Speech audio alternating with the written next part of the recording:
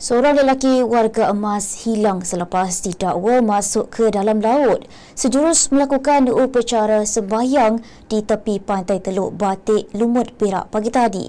Pemangku penolong pengarah operasi Jabatan Bomba dan Penyelamat Malaysia JPPM Perak, Shazlin Muhammad Anafiah berkata pihaknya menerima panggilan berhubung kejadian itu pada jam 6.28 pagi.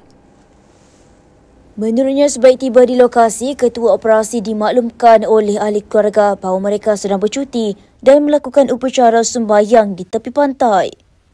Mangsa Tanah Balan, anak lelaki Vaya Ramasamy berusia 60 tahun dikatakan masuk ke dalam laut dan hilang daripada pandangan yang mana ketika itu air laut sedang pasang dan usaha pemantauan terus dijalankan. Pihak Balai Bomba dan Penyelamat BBP Seri Manjung turut memaklumkan bahawa Pusat Kawalan Bomba PKB telah dibuka bagi menyelaras operasi mencari dan menyelamat.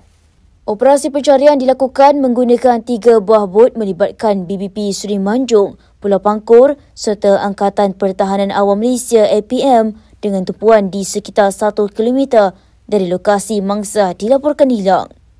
Selain itu, pencarian turut dibuat di kawasan pesisir pantai dan kawasan berbatu terutama ketika air surut.